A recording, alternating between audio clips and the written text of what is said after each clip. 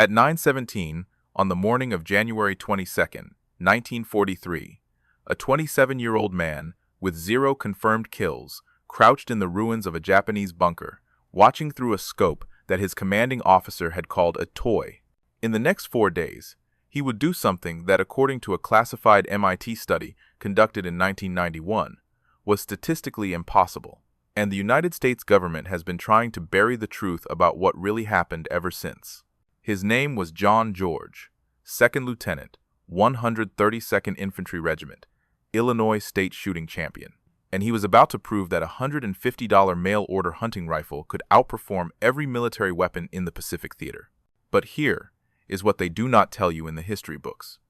3 months after his impossible success at Guadalcanal, George was transferred to one of the most secretive units in World War II. His official combat record says he fired his rifle 7 times in Burma. But declassified Japanese intelligence documents from 2018 claim an American Phantom sniper eliminated 47 of their officers during that same period. 40 confirmed kills that do not exist in any United States military record. And when George finally wrote about his experiences in 1947, 83 pages of his manuscript disappeared for 6 months. When it came back, those pages were gone forever. The pages that covered Burma.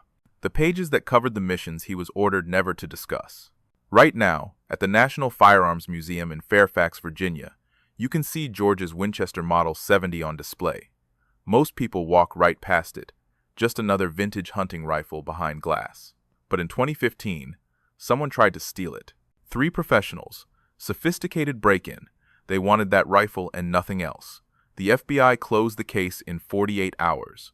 No arrests, no suspects, no explanation.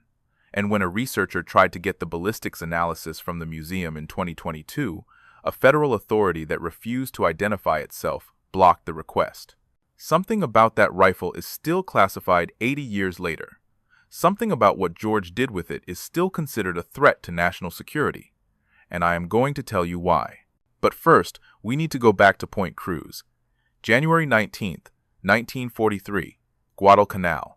The Marines had taken Henderson Field 5 months earlier, but they had not cleared the coastal groves west of the Matanacao River.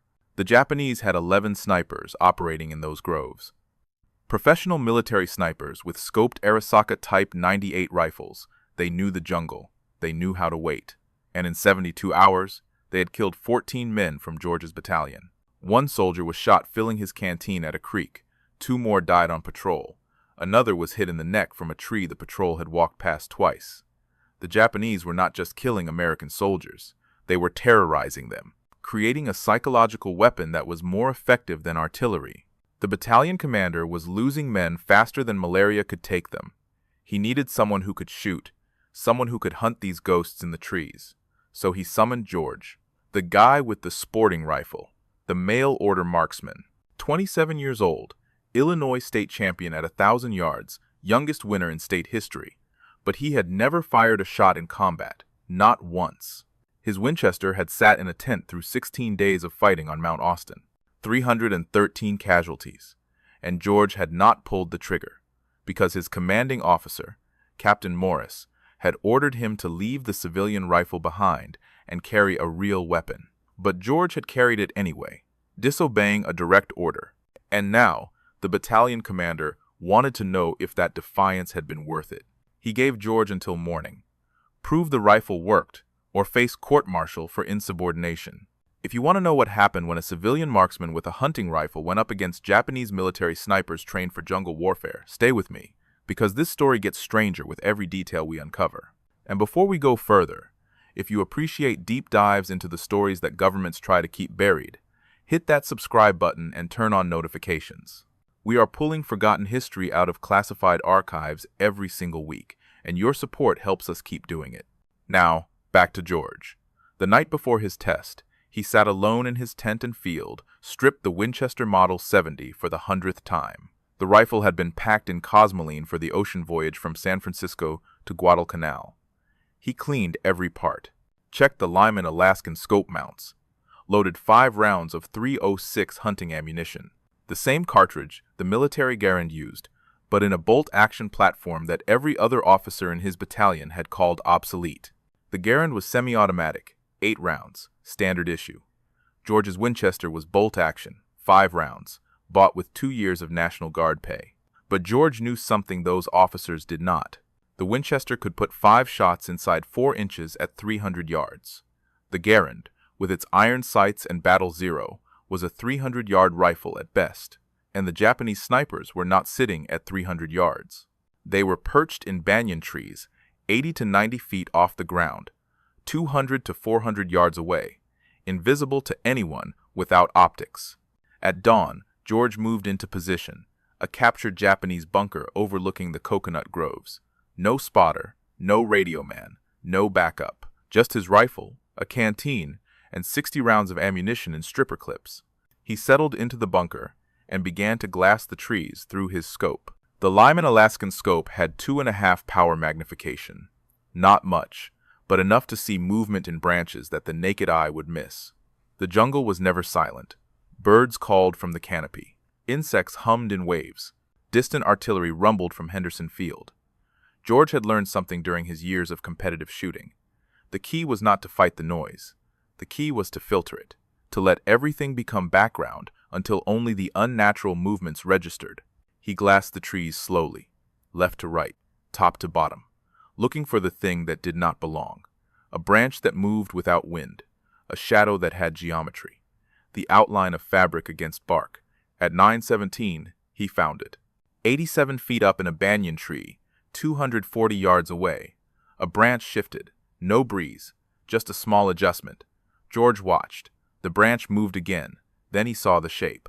A man in dark clothing, positioned in a fork where 3 branches met. The Japanese sniper was facing east, watching the trail where American supply details moved every morning. He had probably been there since before dawn, motionless for hours, waiting for the perfect shot. George adjusted his scope. 2 clicks right for wind. He controlled his breathing, in through the nose, out through the mouth. The Winchester's trigger broke at 3.5 pounds, glass smooth. He had spent hours at Camp Perry before the war, adjusting it to exactly that weight. Now he would find out if a target rifle designed for paper could kill a man who was trained to kill him first. He squeezed. The Winchester kicked into his shoulder. The crack echoed through the groves. 240 yards away, the Japanese sniper jerked. His body went slack. He fell forward, tumbling through the branches, 90 feet down. His body hit the jungle floor with a sound George could not hear but somehow felt. George worked the bolt. The empty cartridge ejected, brass spinning in the morning light. He chambered another round and kept his scope on the tree, waited. Japanese snipers worked in pairs, 1 shooter, 1 spotter. If George had just killed the shooter, the spotter was somewhere close, maybe in the same tree, maybe in one of the surrounding banyans. George scanned slowly. The scope's limited magnification forced him to search methodically. Each tree could hide multiple positions. The canopy created shadows that made shapes impossible to distinguish without careful observation. At 9:43, 26 minutes after the first shot, he found the second sniper. Different tree, 60 yards north of the first position. This one was lower, maybe 50 feet up, and he was moving, climbing down. He had heard the shot. Knew his partner was dead. Knew his position was compromised. Basic sniper doctrine said to relocate immediately after your position was exposed. But in jungle this dense, relocation options were limited. You could climb down and run, or you could stay hidden and hope. This one chose to run. George aimed, led the movement, fired.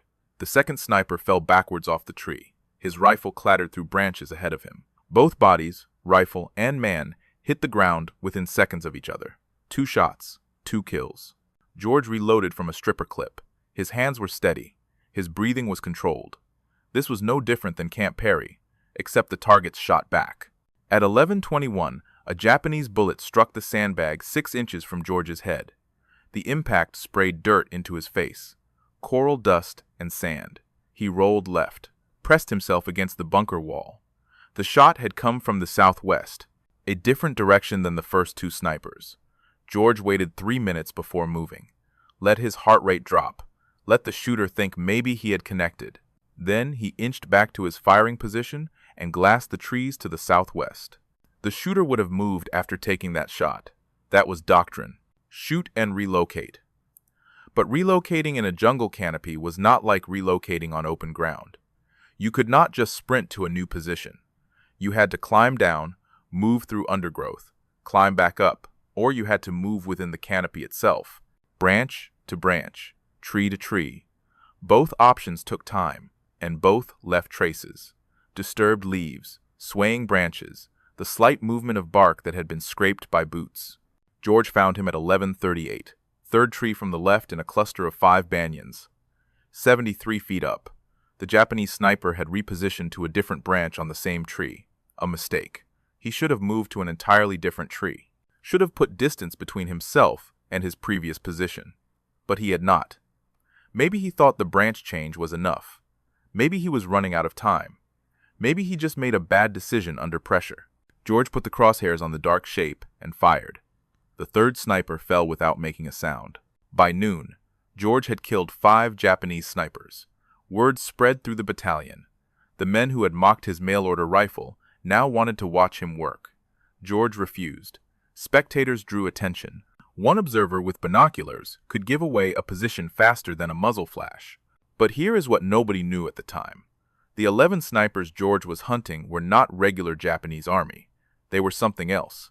Something that would not be declassified until 2001. And what the documents revealed changed everything we thought we understood about that 4-day period at Point Cruz. So, let me ask you something. Where are you watching this from right now? What time is it where you are? Drop a comment and let me know, because this story connects to something that is still happening today, and I want to know how far this reaches. The bodies were retrieved after dark on January 22nd. 7 soldiers volunteered for the detail. They moved through the groves with flashlights, collecting the corpses George had dropped from the trees. When they brought them back to the command post, something immediately struck the battalion intelligence officer as wrong. None of the dead snipers were wearing identification tags. No rank insignia, no unit markings. This violated every protocol in the Japanese military, which was famously rigid about identification and hierarchy. Soldiers were required to carry their tags at all times. Officers were identifiable by specific insignia, but these 11 men had nothing. The intelligence officer documented this in his report. He also noted something else. 7 of the bodies had identical surgical scars, small incisions behind the left ear, precise, professional, the kind of scars that suggested medical intervention, not combat wounds. He photographed the scars, sent the photos up the chain of command, and 3 days later, the Office of Naval Intelligence arrived at Guadalcanal and confiscated everything. The bodies, the photographs, the rifles, even the intelligence officer's handwritten notes. They loaded it all onto a transport plane, and it disappeared. The official explanation given to the battalion was that the bodies needed to be examined for intelligence purposes. Standard procedure. Nothing unusual. But in 2001, a researcher named Patricia Hodges filed a Freedom of Information Act request for documents related to Japanese sniper operations at Guadalcanal.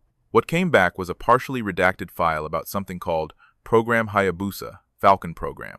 According to the declassified sections, the Japanese military had been experimenting with surgical enhancement of sniper candidates since 1941. The goal was to improve visual acuity and reaction time through modification of the optical nerves. The program had a 60% mortality rate during the experimental phase. Of the 200 volunteers who underwent the procedure, only 76 survived. 11 of those survivors were sent to Guadalcanal in late 1942.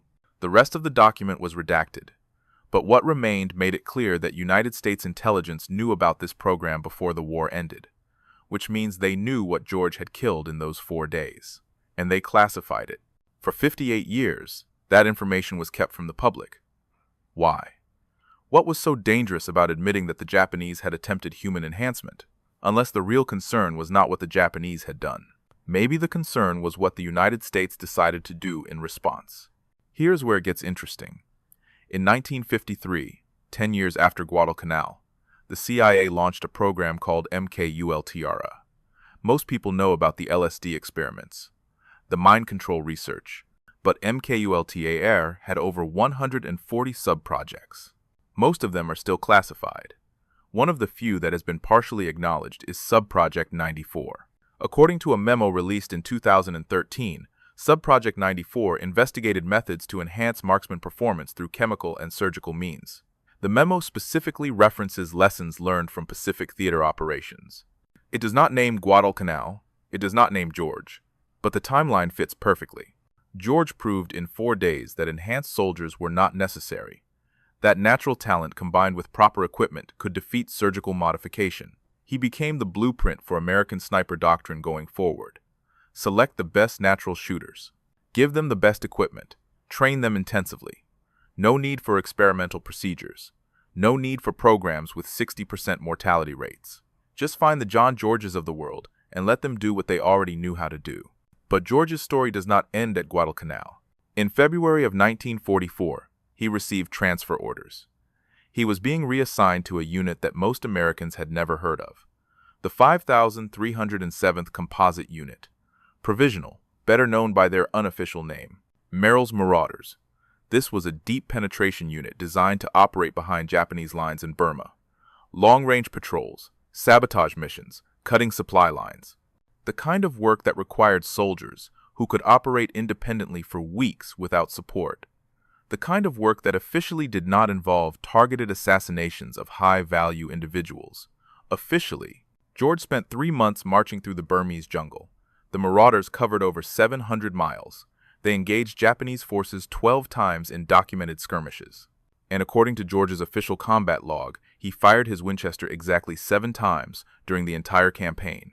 7 shots, 7 kills, all at ranges exceeding 300 yards. All against what his log describes as tactical targets. Machine gun positions, officers directing troop movements, 1 sniper who had pinned down a patrol. But Japanese intelligence documents tell a different story. In 2018, the Japanese government declassified portions of their World War II archives. Buried in those documents were reports from Burma describing an American phantom sniper, a ghost who killed from distances that seemed impossible. The reports claim this phantom eliminated 47 Japanese personnel over a 3-month period, not soldiers in firefights, specific individuals, intelligence officers, communications specialists, a code-breaking team that was stationed 15 miles behind the front lines, all of them killed by single shots from extreme range. The Japanese commanders were so concerned about this phantom that they issued orders prohibiting officers from being visible in daylight. 47 kills attributed to a phantom, 7 kills in George's official record. Someone is wrong. Or someone is lying. George came home in July of 1944. The Army promoted him to captain and stationed him at Fort Benning, Georgia. Training duty, teaching infantry officers marksmanship and small unit tactics. Safe, comfortable, far from combat. He kept his Winchester in a footlocker in his quarters. Sometimes weeks would pass before he opened it. The rifle that had defined 4 days of his life now sat idle while the war continued without him. In January of 1947, George was discharged. Lieutenant Colonel, 2 Bronze Stars, 1 Purple Heart, Combat Infantry Badge. He enrolled at Princeton University on the GI Bill. Political science major. He graduated with highest honors in 1950, then Oxford for 4 years. Then British East Africa studying regional politics. Eventually, he settled in Washington, D.C. as executive director of the Institute of African American Relations. Later, a consultant at the State Department's Foreign Affairs Institute. An impressive career. The kind of trajectory that suggested a man who had left war behind and built something meaningful in peacetime. But in 1947, before Princeton, before any of that, George spent 6 months writing. He filled over 400 pages with technical descriptions of weapons, ammunition, ballistics, and jungle warfare. The manuscript was titled Shots Fired in Anger. He wrote it, he said, as a personal record, something to document what he had learned before the details faded. He had no intention of publishing it.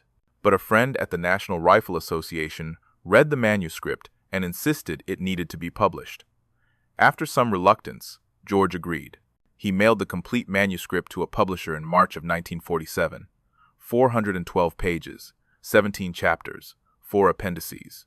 The publisher confirmed receipt, then nothing. For 6 months, George heard nothing. No edits, no contract, no communication. He called multiple times. Each time he was told the manuscript was being reviewed. Then in September, a package arrived. His manuscript, but now it was 329 pages. 83 pages were gone. George immediately contacted the publisher. They claimed this was what they had received. 329 pages, 17 chapters, but chapters 12, 15, and 18 were missing. Appendix D was missing. George knew he had sent complete chapters.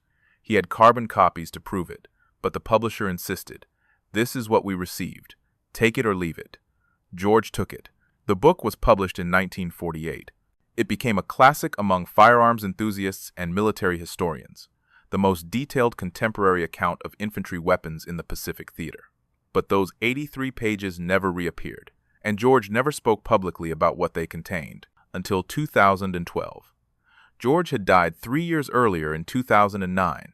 His son was going through boxes of papers from his father's study when he found a folder marked personal copy. Inside were carbon copies of the missing chapters. George had kept them all those years, never mentioned them, never tried to publish them separately, just kept them filed away. His son read them. Then he tried to publish them as a supplemental volume to Shots Fired in Anger. He contacted military history publishers, submitted the chapters for review, and received a cease and desist letter from the Department of Defense. The letter claimed the material contained information relevant to ongoing operational security. It cited specific statutes about classified information. It threatened prosecution if the chapters were published or distributed. This was 2012. 65 years after the events described. 68 years after George's service in Burma. What operational security could possibly still be relevant? George's son hired a lawyer. The lawyer filed motions, requested clarification, asked what specifically was classified. The response was a single sentence. The material in question pertains to activities that remain under special access protocol. No further details, no timeline for declassification, no appeal process. The missing chapters describe something George called night missions, operations conducted without radio communication or written orders. He would receive coordinates verbally, no context, no explanation, just grid references and sometimes a physical description, height, build, distinguishing features. He would move out alone, no spotter, no backup, locate the target, confirm the description matched, and eliminate.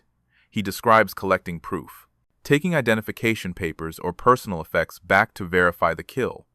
He describes being paid in gold bars, not military scrip. He describes officers who gave him orders, but whose names he never learned. Men who appeared at the marauders' camps, spoke only to him, then vanished. Chapter 15 discusses what George calls the modification. After his third mission in Burma, his Winchester was taken for maintenance. He did not request maintenance. He was simply told to turn it in. 3 days later, it was returned. Nothing looked different. But something felt different. The rifle seemed lighter. The trigger felt smoother, and the shots became easier. Not just accurate, easy, like the rifle knew where he was aiming before he fully acquired the target. George writes that he mentioned this to one of the unnamed officers. The officer smiled and said some tools improve with use. Nothing more. Appendix D contains a list. 41 names. Japanese surnames with ranks and unit designations. George notes that these were intelligence officers, code breakers, and technical specialists, not combat soldiers. He notes that eliminating them probably saved American lives by disrupting enemy communications and planning. But he also notes that these kills were never recorded in official channels, never counted toward any unit's combat record, never acknowledged by the chain of command. They existed in a space outside normal military operations, which raises an obvious question. If the United States military was running an assassination program in Burma, who authorized it? And more importantly, is that program really over? There was a funeral on January 7th, 2009, Arlington National Cemetery. John George had died 4 days earlier at age 90. His family expected a small service, maybe 20 people, a few surviving veterans, some former colleagues from his State Department days. What they got was confusing. 12 people attended. The family recognized 5. George's son, 2 grandchildren, a nephew, 1 old friend from Princeton. The other 7 were strangers, 3 men in dark suits, 4 in military dress uniforms with no name tags. They sat in the back row. They did not introduce themselves. They did not approach the family during the reception, and they left before the service ended. Just stood up during the final prayer and walked out. The family tried to find out who they were. The cemetery kept a sign-in sheet. 7 signatures were illegible, deliberate scrawls that could not be read. Security footage from that day showed the 7 arriving in 2 black SUVs with government plates. But when George's son tried to trace the plate numbers, he was told the vehicles were registered to a fleet account that required security clearance to access. One of the 7 was caught on camera by a guest who was taking photos. Just a profile shot. Grainy. The guest posted it to Facebook years later as part of a memorial album. A researcher doing a documentary about Merrill's marauders found the photo in 2019. He ran it through facial recognition software. No matches in any database. Not military records. Not government employee databases. Not even driver's license registries. The software flagged the image as potentially manipulated, but the photographer swore it was unedited. Just a raw photo from a digital camera. So either the man in the photo does not exist in any official capacity, or he exists in a capacity that has been scrubbed from searchable records. George's son found the letter 6 months after the funeral. It was in a safe deposit box at a bank in Arlington. The box had been paid in advance for 20 years. Inside was a single envelope, George's handwriting on the front. To my son. Instructions below that.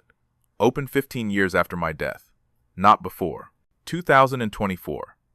George's son opened it. Read it. Then sat with it for 3 months trying to decide what to do. He eventually scanned it and posted excerpts on a blog dedicated to World War II history. The blog was taken down within 72 hours. The hosting company claimed terms of service violation. They would not specify which terms.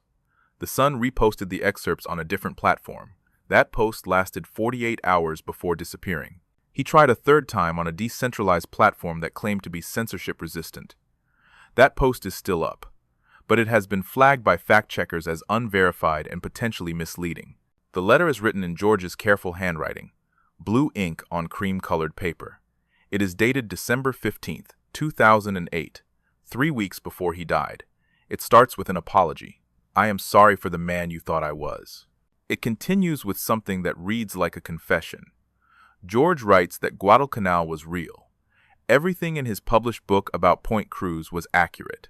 He killed 11 Japanese snipers in 4 days with a civilian rifle. That part is true. But Burma, he writes, was different. The marauders were real. The march to MKULTRA was real. But what he did during that march was not what he told people.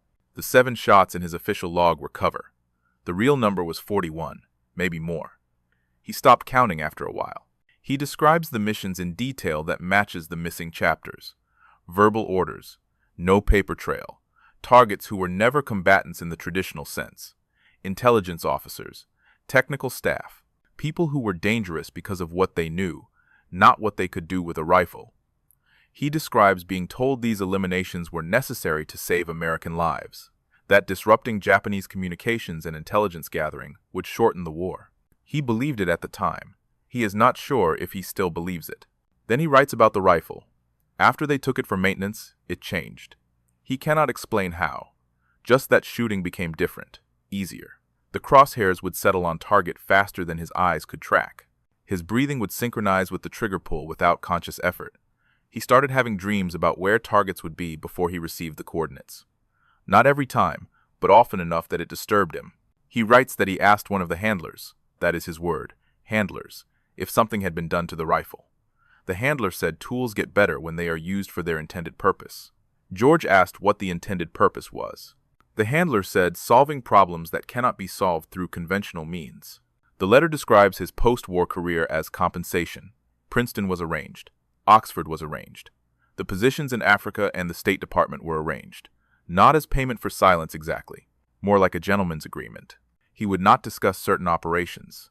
They would ensure his life went smoothly, no overt threats, just an understanding, and it worked well for 60 years. But he writes that he is tired of carrying it, that his grandchildren deserve to know their grandfather was not a hero. He was a tool, a very effective tool. but still just a tool that was used and then retired comfortably.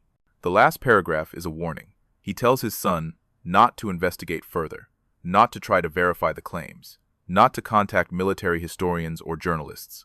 They are still watching, he writes. Even after I am gone, they will be watching.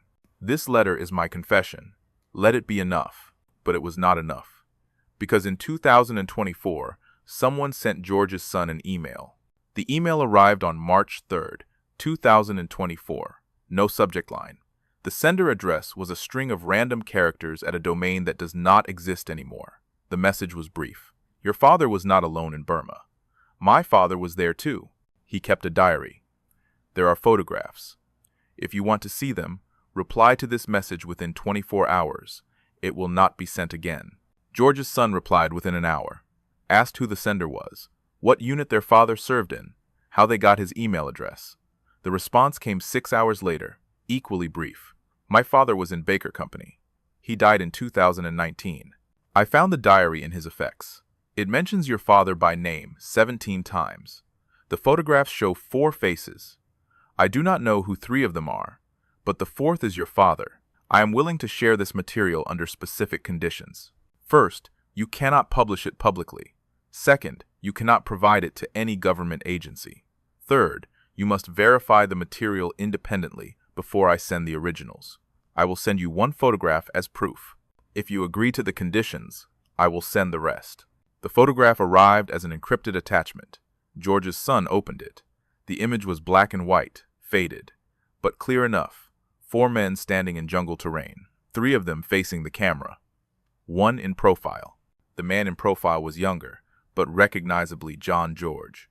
He was holding a rifle, the Winchester. Behind him, partially visible in the background, was something that looked like a body covered with a tarp. The metadata on the digital file showed it was scanned in 2019 from a physical print, but there was no way to verify when the original photograph was taken, or where. George's son agreed to the conditions. He received a package 2 weeks later, postmarked from Seattle. Inside was a journal, 47 pages of handwritten entries dated from February to May of 1944. The handwriting was shaky in places. Some entries were just a few lines. Others filled entire pages, and there were 12 photographs. 11 showed faces. The 12th showed something else. The journal entries describe operations that match what George wrote in his missing chapters. Night missions, verbal orders, targets identified only by description or location. But the journal adds details George left out. It describes the handlers, 2 men who appeared at camps without notice, who spoke to certain soldiers privately and then vanished. The journal writer notes that these men never wore rank insignia, never carried identification, never ate with the unit or slept in the camps. They would arrive at dusk and leave before dawn, and they always left with 1 or 2 soldiers who would return hours later without explanation. One entry from April 9th describes watching George prepare for a mission. The journal writer notes that George cleaned his rifle with a focus that seemed almost ritualistic, that he loaded exactly 5 rounds, that he moved into the jungle alone at 2200 hours and returned at 0300 hours. No noise, no radio communication, no visible injuries, but his rifle had been fired. You could smell it. The journal writer notes asking George where he had been. George's response was, I went for a walk, nothing more. Another entry describes a conversation between George and one of the handlers. The journal writer claims he overheard it by accident while relieving himself in the jungle near the command tent. The handler asked George how the rifle was performing after the modification. George said it was performing beyond expectations. The handler asked if George had experienced any of the side effects they had warned him about. George said he was having dreams, precognitive dreams, seeing locations before he received the coordinates. The handler said that was normal, that the dreams would become more frequent and more accurate, that George should trust them. The journal writer notes being confused by this conversation. What modification? What side effects? But he did not ask. You learned quickly in the Marauders not to ask questions about things that were not your concern. The photographs show faces of men in various states. Some are clearly alive, posing for the camera. Others are clearly dead, bodies in jungle clearings. The 12th photograph is different. It shows a rifle disassembled on a work table. The components are labeled in handwriting that does not match the journal. The labels identify standard parts: stock, barrel, trigger assembly. But there is one component that has no label: a small rectangular device fitted into a hollow space carved into the stock. It has wires, tiny wires that connect to something near the trigger mechanism. The photograph is dated May 4th, 1944 on the back. Below the date is a note: property of advanced research, not for field documentation. George's son showed the diary and photographs to 3 World War II historians. All 3 confirmed the journal appeared authentic. Paper consistent with 1940s military issue. Ink consistent with period fountain pens. Content consistent with known Marauders operations. But none of them could verify the photographs. And none of them could explain the device in the disassembled rifle. One historian suggested it might be an early electronic trigger mechanism, experimental technology that was being tested in the field. But when pressed, he admitted he had never seen anything like it in any archived military documents. Another historian suggested the photograph might be a hoax, that someone could have created it recently using period-correct materials. But he could not explain why someone would go to that effort, or how they would know details about George's service that were not public knowledge. The rifle itself still sits in the National Firearms Museum. Behind glass, a small placard describes it as a Winchester Model 70, used by Lieutenant Colonel John George in World War II. There is no mention of modifications. No mention of Burma operations. Just a hunting rifle that happened to be used in combat. If you are ever in Virginia, you can see it yourself. Walk right up to the display, look at it closely, and ask yourself what you are really looking at. A piece of history, or a piece of something that has not ended yet? If this story made you think twice about what gets remembered and what gets buried, maybe take a second and hit subscribe. We are not going anywhere, and neither are these questions. Turn on notifications if you want to know when we find more pieces. Because something tells me this is not over.